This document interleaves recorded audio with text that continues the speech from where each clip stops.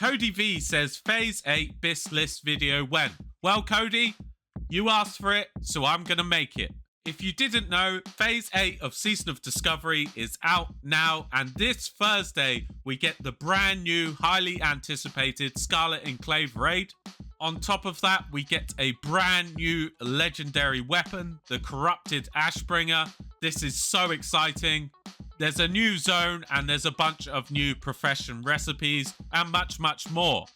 To start out, we are going to be looking at Frost Mage in Season of Discovery Phase 8. What are the new items, sets, rotations, etc. and where does Frost sit in the current meta? So first, let's go over the new set bonus from the Fireleaf set. The 2 set is your Living Bomb now deals damage every 1 second and will detonate if the target dies. So this is a really big change because it now means that we can use Living Bomb in our rotation. And not only that, it deals a lot of damage and of course it keeps our Scorch stack debuff up.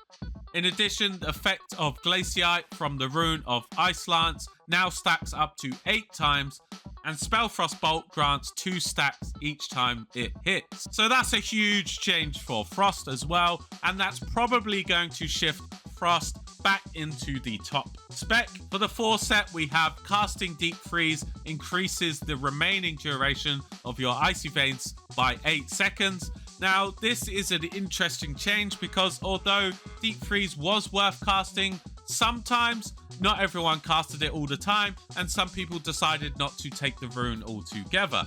But by adding this, it kind of makes sense that you would use it in your rotation. So this is Blizzard's way of saying, hey, we've got a spell for you, you're not using it, here, have something so you can actually use it.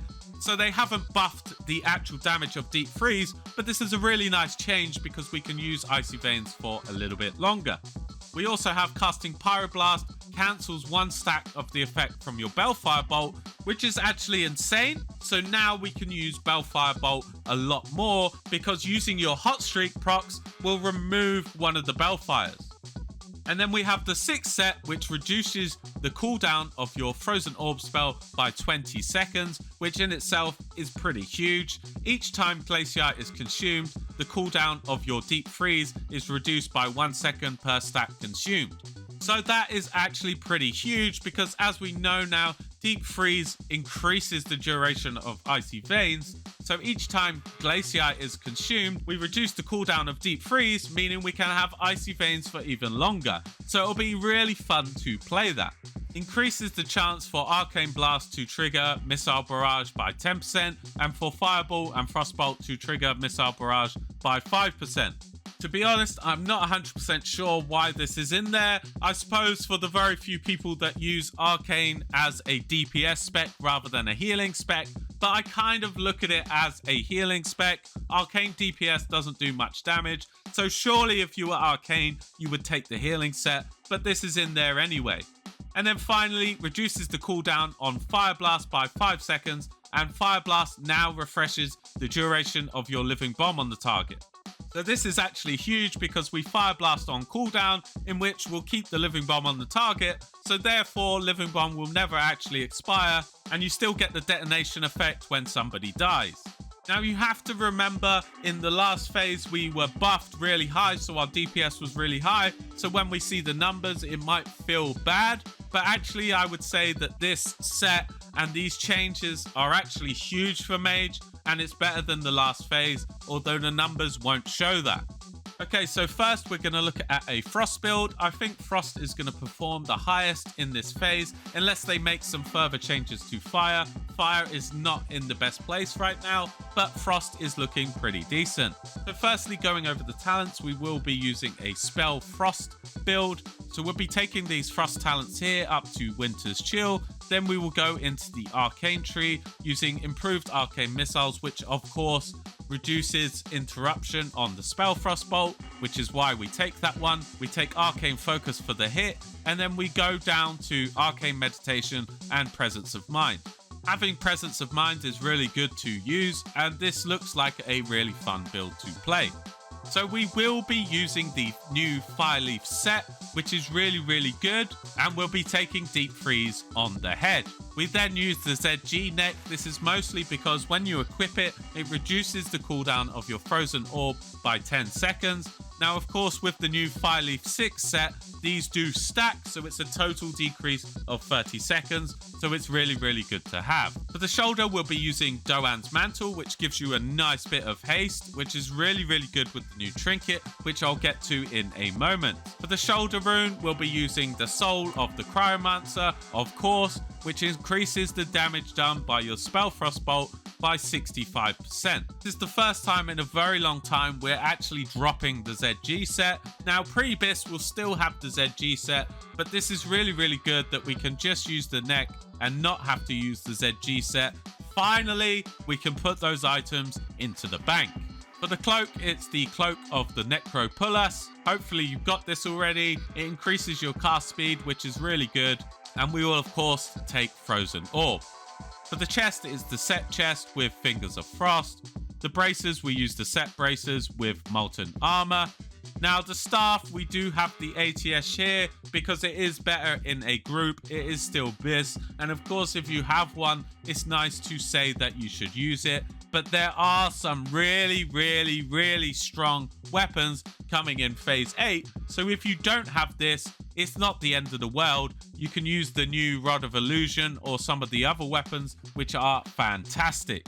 For the wand, it's the Conundrum, which increases the Fire Blast range by 10 yards. It's a really good one to have. For the gloves, it's the set gloves with the Ice Lance rune.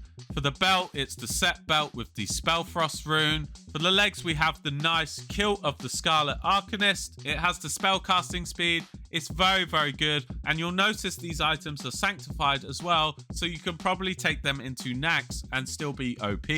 And we'll be taking Icy Veins on the legs, of course. For the boots, we have the set boots with spell power. We have the Frostfire ring with arcane specialization. And actually, this is simming the highest, which is the Wrath of the Senrius from a few phases ago. Gives a chance for your harmful spells to land and increase damage of your spells by 193 for 10 seconds. It's a really good ring, and you should already have it. We will be taking Frost specialization with this ring. For the trinket, of course, we have the Restrained Essence of Zephyron. It's very hard to drop this trinket. That said, if you don't have it, there is an argument still for the Mind Quickening Gem, which is a really good trinket, and in certain situations, you might swap it in and out.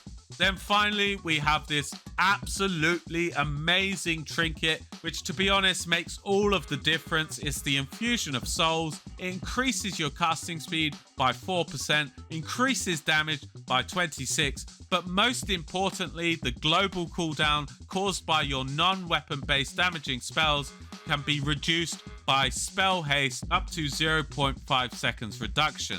Now, this is very good because the global cooldown has always been a thing in Classic. Now this is going to be reduced. It's going to be really fun to play. So I'm going to do a 60-second simulation here, which comes out at about 13,000 DPS, which is pretty good. Now, for comparison, the absolutely highest DPS right now is Hunter with 13,400. So we're only just off of the top. So if it's a short fight, Mage is still cooking. So for a 2-minute fight, we do lose a little bit of DPS, but it's still up there, probably around the middle range part. And then finally, on a 3-minute fight, we're still above 12,000. Now, in terms of numbers, yes, in the 1-minute fight, we are fighting for the top. In the 2, 3, and onwards, we are not near the top, we are near the middle. But I will say all of the specs going into Phase 8 are very close. So it could come down to certain mechanics, rotations, and player skill rather than actual numbers on the simulation. Plus, we know absolutely nothing about the new raid, so we don't know what kind of mechanics are in there. They might not favor casters. So going over the frost rotation from this simulation, we are going to be popping Icy Veins and all of our cooldowns at the start, getting our Frozen Orbs out and our Deep Freeze.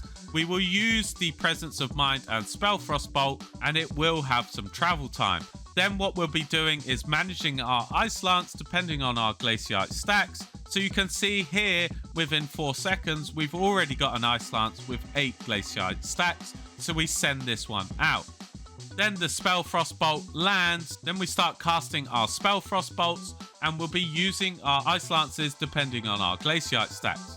Now at the start, your Glaciite stacks are going to be absolutely mental, so you can see a common theme here. Spell Frost Bolt, Ice Lance. Spell Frost Bolt, Ice Lance. Ice Lance. Spell Frost Bolt, Ice Lance. Spell Frost Bolt, Ice Lance. So it's basically going to be that rotation, but really you should be looking at your stacks and managing whether it's worth using one. I would say anything over 4 Glaciite stacks, just send your Ice Lance out, otherwise use your Spell Frost Bolt. Remember to use your Deep Freeze on cooldown so that you maintain your Icy Veins even longer. You can see for this whole fight that Icy Veins is actually active, which is pretty bonkers to be honest, and looks insanely fun to play. So yes, my predictions for this new Spell Frost Bolt is that we'll be up there depending on the fight length. So yes, this is the new Spell Frost Bolt build. Here are the talents once again. I'll try to link everything in the description. But honestly, I think if the fights are short or later in the phase, I think that this spec could be competing for the #1 spot. But if the fights are a little bit longer, we will have to wait and see. I'll just quickly go over the pre-best in slot. This is the kind of gear that you want to head into the raid with. It's doing about 8,000 DPS, which is pretty nice. We've got the Frostfire head, we've got the ZG neck, we've got the Frostfire shoulders, the cloak of the Necropulas, the ZG robe, the ZG wrist, the ATS, or you can use the Soul Seeker, got the Doom Finger, the Cultist hand wraps, the Frostfire belt, the leggings of Polarity, the Frostfire sandals, the Frostfire ring, the Wrath of the Senrius, the Restrained Essence of Sephiron, and the Mind Quickening Gem. You will of course want the Shoulder Enchant of the Soul of the Cryomancer. This is the pre-best in slot and simulates the highest. And yeah, that's everything for Frost Mage. Thank you for watching this video guys, and have a lovely day.